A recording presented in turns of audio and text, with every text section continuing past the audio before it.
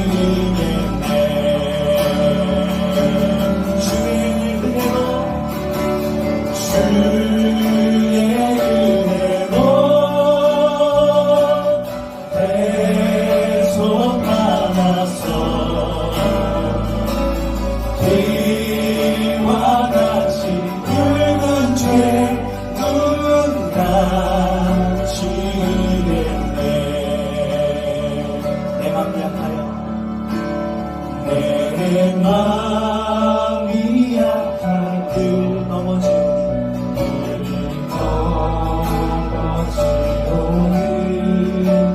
주 예수님 주사 굳세게 하소서. 한 번 더 내 마음 약하여 내 마음이 약하여 늘 넘어지오니 주 예수님 주사 굳세게 하소서.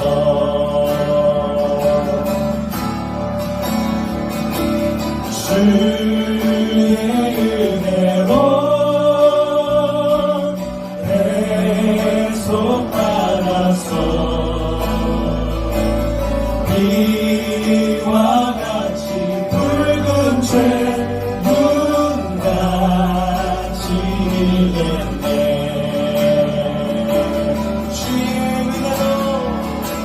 주의 은혜로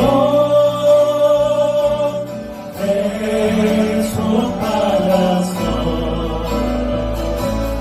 이와 같이 붉은 죄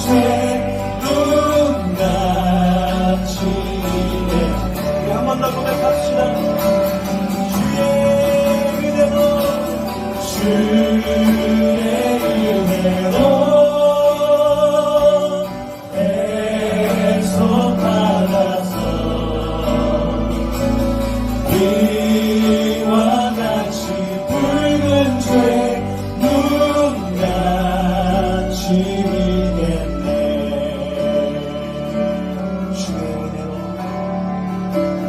주의 은혜로 계속받아서 이와 같이 붉은 죄 눈 감치겠네.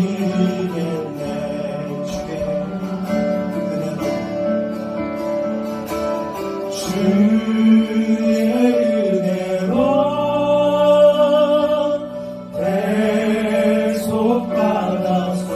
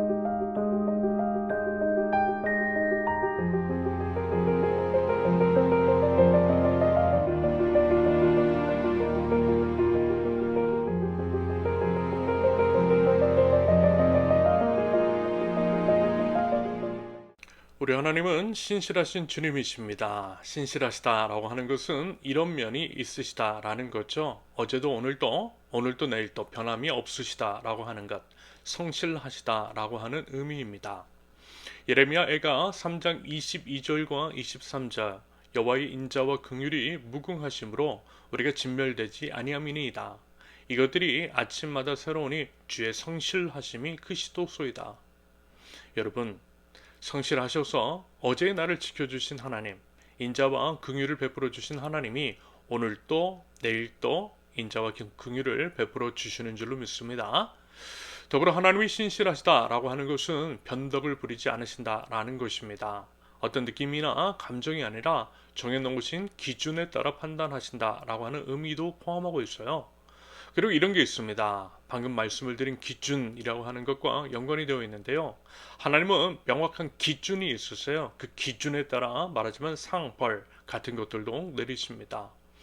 물론 하나님은 하나님이시기 때문에 마음대로 하실 수도 있고 설령 그렇게 하신다 해도 어느 누구도 그 부분에 대해서 이의를 제기할 수는 없겠지만 그럼에도 하나님은 그 기준에 따른 원칙을 지키세요. 예수 그리스도의 십자가 사건이 대표적이죠. 하나님은 하나님께서 만들어 놓으신 법, 즉 죄의 삭은 사망이라고 하는 법을 지키시기 위해 자신을 십자가에 내어 주신 것입니다. 하나님은 하나님 자신에게도 예외를 두지 않으셨다라는 거예요. 제가요 한국에 이제 온 후에 참 많이 들었던 단어 중에 하나가 뭐였냐면 내로남불이었어요. 정말 내로남불하는 사람들, 특히 이제 정치인들, 지도자 중에 너무 많더라고요. 그래서 이제 세상이 참 많이 어지러운 것이 아닐까라고 하는 생각이 들었습니다. 하지만 하나님은요 내로남불하지 않으시죠. 방금 말씀을 드린 것처럼 자신에게도 엄격하세요.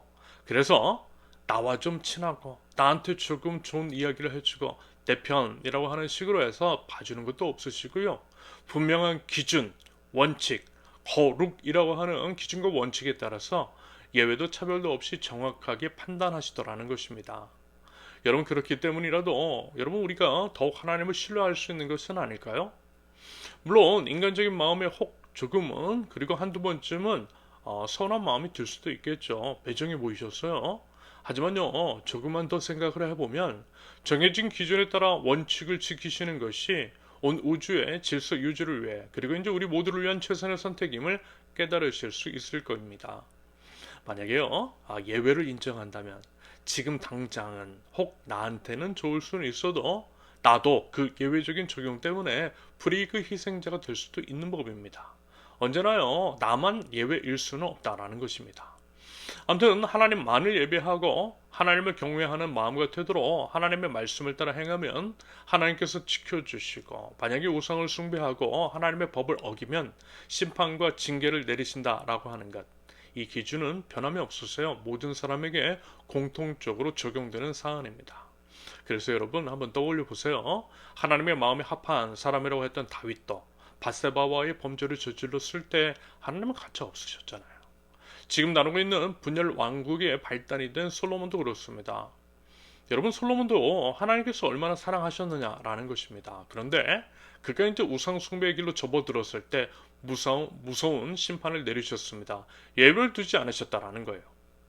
하나님께서 선택하신 백성이라고 하는 이스라엘, 그들의 역사도 이 점을 증명합니다. 하나님의 백성이라고 해서 무조건 봐주시지 않으셨어요. 순종은 축복, 불순종은 심판, 믿음은 구원, 불신은 영벌. 예배를 두신다거나 기준을 낮추시는 것이 없으신 공평하신 하나님, 그래서 더욱 신뢰할 수 있는 하나님이신 줄로 믿습니다. 그러면서 하나님은 또한 사랑의 하나님이시라는 것, 정확하고 명확한 기준에 의해서 예외 없는 하나님 나라 법을 집행하시지만 하나님의 본심은 심판과 징계가 아니라 회개와 회복을 바라신다라고 그랬죠.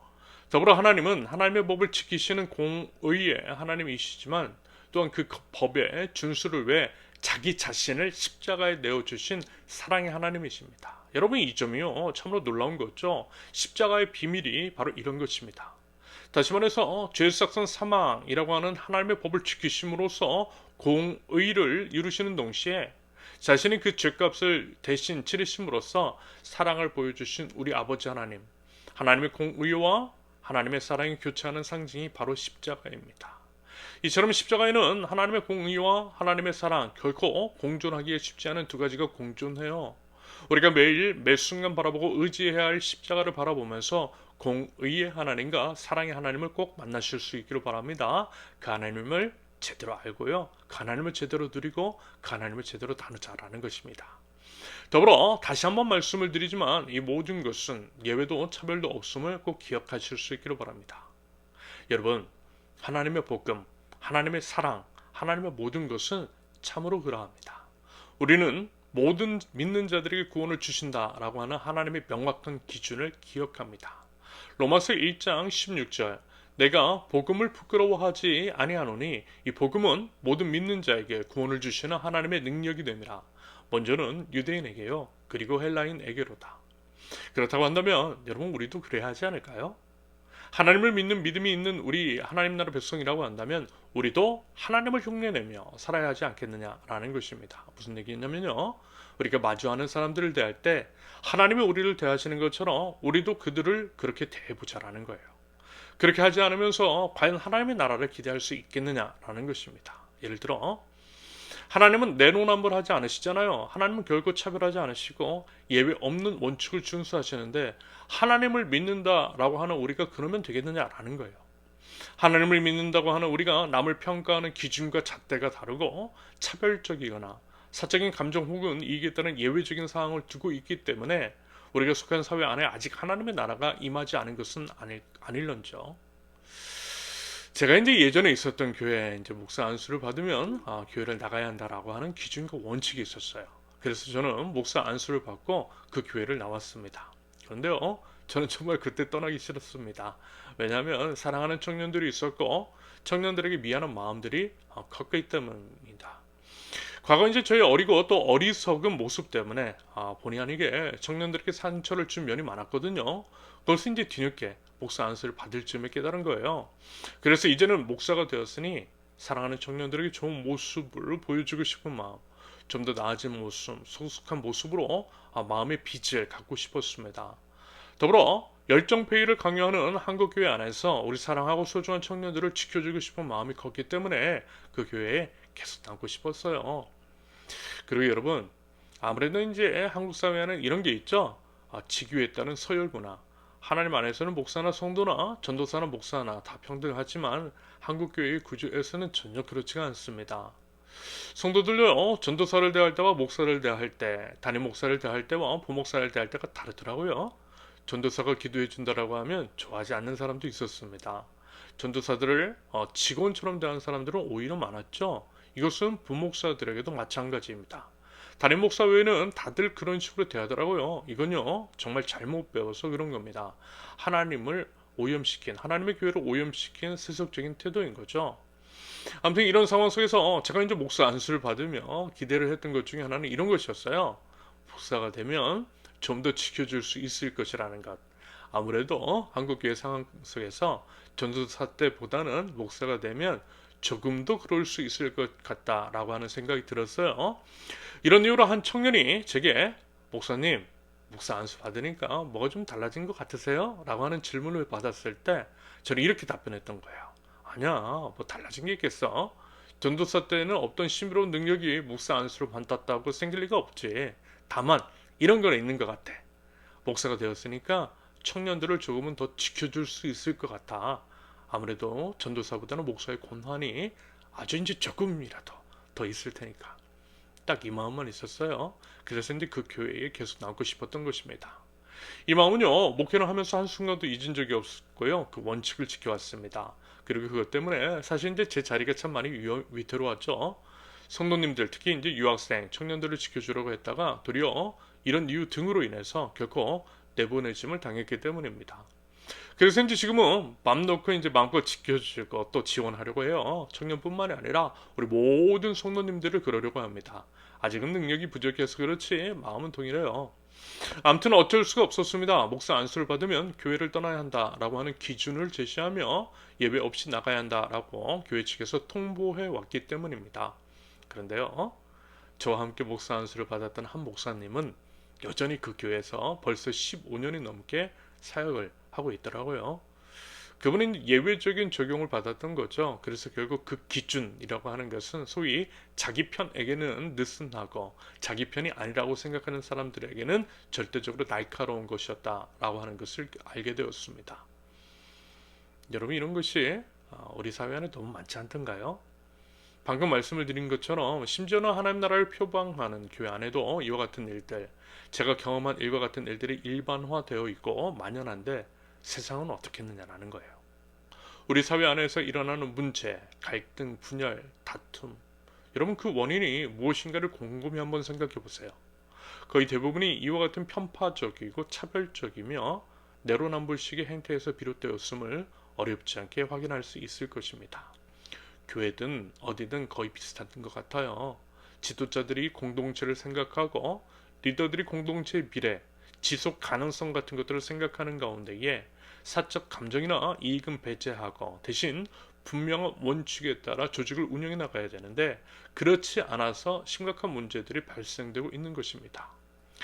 실력과 능력, 인성보다는 자기 말을 잘 듣는 사람, 자기에게 맹목적으로 충성하는 사람을 세우더라는 것입니다. 충정 어린 쓴소리를 하는 사람, 옳은 길, 바른 길을 걸어가는 사람, 원칙주의자들은 결코 좋아하지 않더라는 거예요. 온갖 프레임을 씌워 내보냈더라는 것입니다.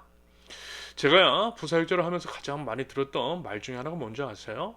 담임 목사들이 이런 이야기를 부사역자들에게 참 자주 했어요. 담임 목사를 하나님이라고 생각해야 돼. 너희들이 내 대신 똥물을 뒤집어 써야 하는 거야. 내 대신 교인들과 싸워줘야 되는 거고 나를 대신해서 너희들이 교인들에게 헌금 내라는 설교, 헌금 설교해야 되는 거야. 이것이 너희들 부사역자의 사명이야. 그렇게 안 할 거면 내 교회에서 나가. 이런 식으로 가스라이팅 했습니다. 그러면서 사고는 본인이 쳐놓고선 애꿎은 부사역자들만 자신의 방패막이로 삼고 그 뒤로 숨었어요. 여러분 지금 세상이 돌아가는 모습 한번 살펴보세요. 정확하게 이렇습니다. 능력이 있고 필요한 사람이 아니라 자기 대신 싸워줄 사람을 세워요. 자기와 친한 사람을 요직에 꽂아요. 이것이 바로 망하는 징조인 것이고 하나님 없는 곳의 전형적인 특징입니다. 그래서 여러분 우리 하나님 나라 백성들이 기도해야만 합니다. 기도하면서 우리부터 교회 공동체부터 하나님 나라 가치에 따른 원칙을 세워놓고 그 원칙에 따라서 예외 없이 차별 없이 내로남불 같은 거 하지 않고요. 하나님 나라 가치에 따른 원칙들을 하나하나씩 실천해 나가고 그것들을 확장해 나가야만 하는 것입니다. 여러분 작은 일에 충성된 사람이 큰 일에도 충성된 법입니다. 작은 틈 하나일 뿐이지만 그 틈 하나가 동굴 전체를 무너뜨리는 법이에요. 그러므로 우리 자신부터 우리 교회부터 예외 없고 차별 없는 원칙 하나님 나라 가치를 준수해 나갈 수 있기를 바랍니다. 그래서요 우리 교회 공동체를 통해 하나님 나라를 맛보아 알고 하나님 나라 가치에 모두 스며들면 좋겠어요. 하나님 나라 가치에 스며든 우리가 세상 속으로 스며들어서 우리가 속한 곳에 하나님 나라 가치가 스며들게 할 수 있기를 바랍니다. 오늘 본문은요 어제 그리고 그제 본문과 이어지는 내용으로서 그 말씀 함께 살펴보셔야만 좀 더 이해가 수월합니다. 여러분 그렇게 하고 계시죠? 매일 우리가 함께 읽어 내려가는 본문의 순서에 따라 함께 할 때에 특별히 이제 열왕기처럼 시간의 순서에 따라 기술된 성경은 이해하기가 훨씬 더 쉬울 것입니다. 그리고 여러분 신앙은요 삶이잖아요. 그러면서 이제 삶은 연결되는 겁니다. 연결되지 않고 끊기면 죽는 거예요. 그것은 살아있는 삶이 아닌 것입니다. 그리고 기도는 호흡이라고도 했죠. 호흡이 멈추면 죽잖아요. 기도가 멈추면 우리의 영이 죽어요. 이스라엘 백성이 출애굽 이후 광야 시대 때에 매일매일 만나를 주신 것은 매일의 말씀으로 살아가라는 의도하심이 그 안에 있다고도 말씀을 드렸습니다. 일주일에 한꺼번에 일주일에 한 번에 몽땅 일주일치를 한꺼번에 만나를 내려주신 것이 아니라고 했어요. 매일의 만나, 매일이 십자가의 삶이 필요하다라고 하는 의미라고 그랬습니다. 물론 그렇게 하고 계시리라고 믿는데요. 여러분 꼭 매일매일 말씀과 기도의 자리를 지키실 수 있기를 바랍니다. 그러한 구체적인 삶의 실천을 통해서 우리가 하나님 나라 백성이라고 하는 정체성을 새롭게 함으로써 매일의 삶을 살아내자라는 것입니다. 여러분 그와 같은 마음가짐으로 하루를 살아가는 것과 그러한 것 없이 그전지 세상의 흐름을 따라 정신없이 살아가는 것이 여러분 어떻게 같을 수가 있겠습니까? 목사님 저도요 그렇게 하지 않으면 예외 없어요. 반드시 흔들리고 넘어져요. 금방 거센 세상의 물결로 휩쓸릴 수밖에 없습니다. 그래서라도 저부터 이제 매일매일 그 자리를 지키는 것입니다. 제가 매일 말씀을 준비해서 올려드리는 것. 그것은요, 사실 저부터 살자고 하는 겁니다. 그렇게 이제 몸부림치지 않으면 저부터가 흔들리고 넘어질 수 있기 때문이죠. 여러분, 말씀과 기도의 자리를 지키는 것이 결국 우리 자신을 지키는 길이라는 것을 꼭 명심하시고요. 우리 주님과 더불어 살아가는 매일의 말씀과 기도 가운데에 우리 주님 주신 능력으로 살아가는 저와 여러분들이 있을 수 있기를 바랍니다. 우리 함께 매일매일 함께 말씀을 순서대로 읽고 그 말씀을 삶으로 써내려가자라는 것입니다. 아무튼 이제 솔로몬의 범죄로 인해 북이스라엘의 왕으로 세워진 여로보암, 참으로 안타깝게도 그는 태생적인 열등감이 있었어요. 로보암의 실정에 따라 얼떨결에 본인이 왕이 되었고, 그래서 이제 백성들이 자신을 버리고 언제든 르호보암에게 돌아갈 수 있으리라는 불안과 두려움 때문에 하나님께 범죄했다라고 그랬습니다. 솔로몬이 우상 숭배를 통해서 무너졌는데 여로보암도 똑같은 죄악을 저지르고 있더라는 것입니다. 여러분, 이렇게요, 죄의 전염성이 커요. 내가 싫어하는 그 사람을 내가 닮아가더라는 것입니다. 알코올 중독자인 아버지를 그렇게 싫어하는 아들이 알코올 중독자가 되더라는 거예요. 여러분, 그래서라도요, 여러분 죄에 대해서는 특별히 더 엄격하고 경계해야만 하는 것이겠죠. 하나님 나라 백성들이 하나님 안에서 어울리고 하나님 안에서 공동체를 이뤄나가야 하는 이유도 바로 이 때문인 것 같습니다. 아무튼 이로 인해 하나님은 심판과 징계를 명하시고 남유다에서는 하나님의 사람을 통해 그 일을 수행토록 하셨습니다. 그러면서 하나님의 엄중한 심판을 선포해야 할 하나님의 사람에게 하나님께서 명확하게 말씀하셨어요. 딴 것 하지 말고 하나님께서 맡기신 일만 하고 오라고. 물도 음식도 도저히 마시지 말고 북이스라엘로 갈 때 이용했던 길로도 말고 다른 길로 빨리 돌아오라고 말씀하셨습니다. 이것은 이제 방금 말씀을 드린 것처럼 여로보암을 위시로 한 북이스라엘에 만연된 죄악으로부터 그가 전염되지 않기를 바라는 마음이 있으셨기 때문이라고 해석할 수 있겠습니다. 물들지 말라는 거예요. 물들 수 있고 언제든 넘어질 수 있음을 경계하고 재빨리 피하라는 것입니다. 북이스라엘에 머물러 있다가는 죄 물들 수 있으니 빨리 도망쳐 나오라는 거예요. 마치 요셉이 보디발의 아내의 유혹을 피하기 위해서 뒤도 안 돌아보고 다름질하여 도망쳤던 것처럼 말입니다. 물론요, 처음에는 잘했어요, 그 사람이. 그래 이제 여로보암의 유혹도 잘 이겨냈어요. 그런데 북이스라엘에 사는 늙은 선지자의 말, 나도 그대와 같은 선지자다라고 하는 것, 요즘식으로 표현하면 나도 너처럼 목사야 라고 하는 말에 넘어져서 그가 주는 음식과 물을 마셨다라고 했습니다. 하나님의 음성이 아닌 사람의 말에 휘둘렸다라는 거죠. 그랬을 때 남유다에서 온 선지자, 즉 여로보암에게 하나님의 심판의 메시지를 선포했던 그 사람에게 도리어 심판의 메시지가 선포됩니다. 불순종으로 인해 비참한 죽음을 맞이할 것이라고 말이죠. 그래서 정말요, 길 위에서 사자에게 찢겨 죽임을 당하게 돼요. 그 내용이 20절부터 24절까지의 기록입니다. 한편 이 사건에 대해 소식을 들은 북이스라엘의 늙은 선지자, 말하자면 남유다에서 온 하나님의 사람을 유혹하고 그래서 그를 넘어지게 하고 심판을 받아 죽게 만든 당사자인 늙은 선지자가 그 시체를 거두고 슬피 울며 장사를 했다라고 하죠. 저는 사실 이 장면을 바라보면서 제 상식선 안에서는 이 늙은 선지자의 일련의 모든 행동을 이해하기가 힘들었습니다. 여러분 솔직히 그렇지 않나요? 결국 자기 자신 때문에 죽은 거잖아요. 나도 목사야, 나한테도 하나님이 말씀하셔 라고 하는 식으로 유혹을 해서 넘어뜨리고 그래서 이제 죽게 만들었으면서 또 이제 슬피 울며 그 시체를 거둔 것도 그렇고 나중에 그 사람 곁에 자기가 죽으면 그 사람 곁에 묻어달라고 하는 것도 저로서는 도무지 이해가 가지 않습니다. 도대체 그 심리를 모르겠어요. 다만 분명한 것은 그가 진짜는 아닌 것 같다라는 거죠. 본인의 입술로 나도 하나님의 선지자다 라고 말은 했는지는 모르고 그 입술을 통해 하나님의 심판의 메시지가 선포되긴 했지만 그렇다고 해서 그가 하나님의 사람이라고 하기에는 무리가 있다라는 것입니다. 여러분, 목사 안수를 받았다 할지라도요, 그 사람은 꼭 믿음이 있다 할 수 없다라는 거예요. 게다가 하나님은요, 심지어 믿음이 없는 사람을 사용하셔서라도 하나님의 뜻을 전해주시는 면이 분명히 있다라는 것입니다. 그러므로 속으면 안 돼요. 그 사람이 성경 이야기, 하나님 이야기를 한다라고 해서 목사라고 해서 속으면 안 돼요. 제가 이제 수많은 목사들, 교회 안에 초청되어 온 사람들을 만났는데요. 상당수가 싹군이었습니다. 하나님 바로 돈 벌더라고요. 최근에는 알뜰폰인데 일반 폰보다 더 많은 핸드폰 되는 폰을 설교 시간에 강조를 하고 알뜰폰 회사 사장인 자기 딸에게 이익을 가져다 준 목사, 자칭 자신이 하나님 친구라고 하는 자도 뉴스에 나오더라고요. 여러분 제발 좀 제대로 분별하세요. 분별도 믿음입니다. 분별하지 않는 것은 믿음 없는 것일 수 있어요. 정치인들이 교회에 오고 어머니가 이제 새벽 기도를 하셨다라고 하는 이야기, 본인은 목사가 꿈이었다라고 하는 말, 장로가 안수집사라고 이제 자기 스스로 이야기하는 것들을 보고 그 사람이 신앙이 있는 사람이라고 생각하는 것은 대단한 착각입니다. 단지 그것 때문에 그 사람을 뽑는 것은 개인을 넘어 나라와 민족 전체에 범죄하는 것일 수 있어요. 고린도후서 11장에서 사도 바울도 분명히 이렇게 경고하고 있죠. 13절과 14절 보면 그런 사람은 거짓 사도요 속이는 일꾼이니 자기를 그리스도의 사도로 가장하는 자들이니라. 이것은 이상한 일이 아니니라. 사탄도 자기를 광명의 천사로 가장하나니. 여러분 누차 말씀을 드리지만 지금은 마지막 때입니다. 사탄 마귀가 한 사람이라도 더 무너뜨리기 위해서 혈안이 되어 있고요, 발악을 하고 있어요. 가짜이면서 마치 진짜인 것처럼 속이고 있습니다. 여러분 목사 중에서도요 정말 가짜가 너무 많아요. 하나님 대신 자신의 왕노릇하는 자들이 정말 많습니다. 그리고 유튜브가 정말 위험한 것을 여러분 아시죠? 여러분 정말 유튜브를 경계하셔야만 합니다.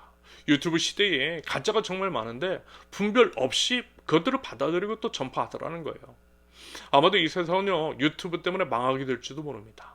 온갖 탐욕의 거짓과 탐욕의 영광로가 유튜브라는 거죠. 자신의 이익 때문에 온갖 거짓과 선동을 일삼는 도구가 되어버렸습니다. 아무튼 유튜브 시대, 알고리즘에 의해서 온갖 이야기들이 범람하는 상황 가운데에 검증도 되지 않은 자들이 마치 늙은 선지자가 그랬던 것처럼 나도 목사야 라고 하는 식으로 현혹하고 있다는 거예요. 그러므로 여러분 누가 전해준 이야기를 곧이곧대로 듣지 마세요. 유튜버 말 믿지 마세요. 본인 스스로 제대로 된 성경 해석과 바른 신학과 성령 안에서 분별해서 비판적으로 받아들일 수 있는 실력을 기르셔야만 합니다. 그것들을 위해서 필요한 것은 앞서 그리고 계속 말씀을 드렸듯이 매일의 말씀과 기도로 사는 것이라고 생각합니다. 성경을 띄엄띄엄 일주일에 한두 번 정도만으로는 당연히 어려워요. 이건 상식적인 것입니다. 주일 예배 때 듣는 말씀으로 하나님 나라에 대한 온전한 기준을 영란에 정립하기는 당연히 어렵죠. 그러므로 말씀과 기도의 삶을 습관화하되 하나님 나라 공동체 교회 안에서 그것들을 점검하는 것이 필요합니다. 아무튼 여러분 오늘 이제 본문에서 드러난 사건, 유다에서 하나님의 심판 메시지를 선포하러 왔던 하나님의 사람이라고 하는 자가 사자에게 물려 죽임당한 일을 바라보면서 우리가 이제 교훈으로 삼을 수 있는 것은 과연 무엇일까요? 계속 반복해서 말씀을 드렸던 것 그대로입니다. 예외는 없다라는 거예요. 예외는 없습니다. 아무리 그가 과거에 하나님께 잘 쓰임을 받았다 할지라도 여로보암에게 심판의 메시지를 제대로 선포하는 사명을 마무리했다 할지라도 지금 하나님께 불순종하면 그에 대한 대가를 치르게 될 것이라는 말씀입니다. 예외는 없다라는 거예요. 과거도 물론 중요하지만 지금 현재의 믿음에 따른 순종은 더더욱 중요합니다. 여러분 어떻습니까? 우리의 삶. 우리는 혹은 나는 예배라고 생각하십니까? 우리 사회 안에서 일어나는 일련의 사건 사고들, 다시는 일어나지 말아야 할 그 비참한 일들을 마주하면서 그때마다 제가 이런 말씀을 드렸어요. 우리만 예배일 수 없다라고 말입니다. 지금은 그분들이지만 우리도 언제든 희생자가 될 수 있다라고 했어요. 그것이 우리가 힘써 우리 이웃을 우리 자신의 몸과 같이 사랑하고 행함과 진실함으로 사랑하되 그들의 아픔과 어려움을 부둥켜 안고 내 일처럼 함께 해결해 나가야 되는 이유라고 말씀을 드렸습니다.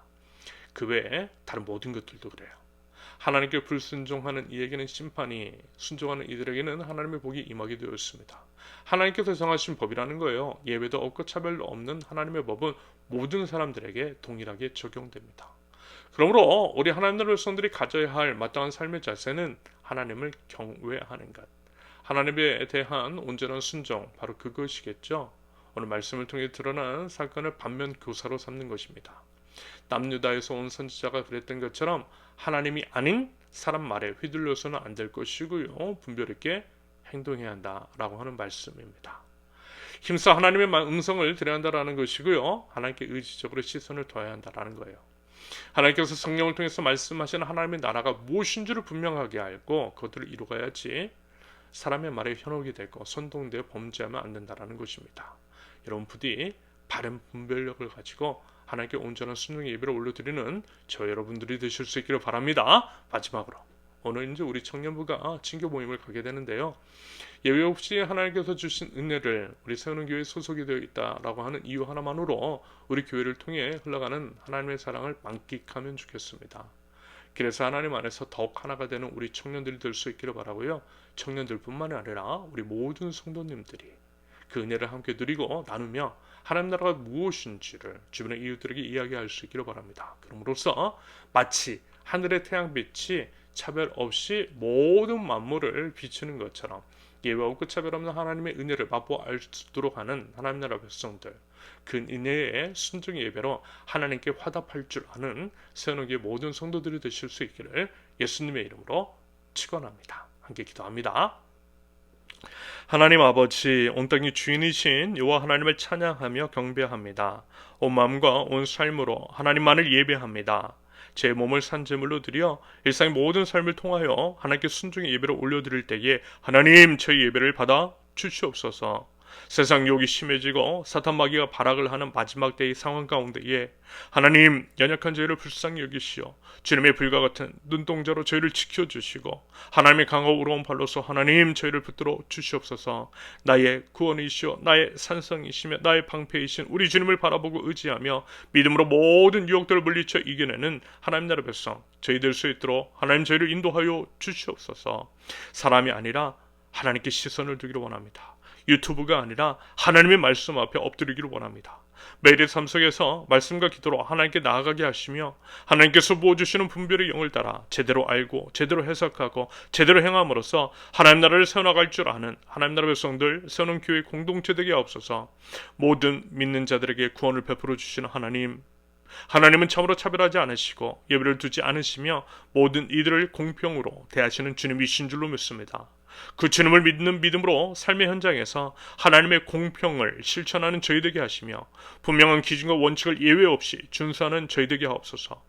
각 사회 안에 만연한 내로남불, 공정과 정의가 사라진 이 세상 가운데에 하나님의 정의와 공의를 온전히 실현하는 저희 되게 하시며 하나님의 대리 통치자, 이 땅을 감시하는 파수꾼으로서의 역할을 온전히 감당할 줄 아는 하나님 나라 백성들 될 수 있도록 하나님 저희를 사용하여 주시옵소서. 하나님 요즘 참 많이 힘이 듭니다. 여러 어려움들, 먹고 사는 문제가 연약한 저희들을 무너지게 합니다. 하나님 저희를 불쌍히 여겨 주시옵소서. 이런 모든 상황들을 이겨낼 수 있게 하여 주시옵소서. 정치인들은 정쟁이 아닌 바른 정치, 국민을 위한 정치를 펼쳐나갈 수 있게 하시며 우리 국민들은 공동체 의식을 가지고 서로 돕고 서로 살리는 공생과 상생을 통하여서 지속적인 공존을 꿈꿔나가도록 하나님 저희의 생각과 마음을 주장하여 주시옵소서. 무엇보다 우리 믿는 자들부터 그리하게 하여 주시옵소서. 하나님 저희가 하나가 되기를 원합니다.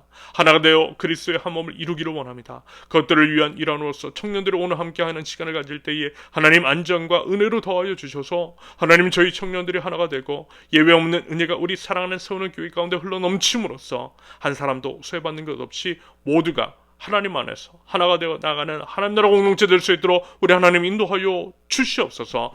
이제는 우리 주 예수 그리스도의 은혜와 아버지 하나님의 극진하신 사랑과 성령님의 교통하심이 예외 없고 차별 없는 하나님의 통치를 구현해 나가고자 온전한 순종의 예배를 드리는 하나님 나라 백성들 우리 세우는 교회 모든 권속들 위해 이제로부터 영원토록 함께 하시기를 간절히 축원합니다.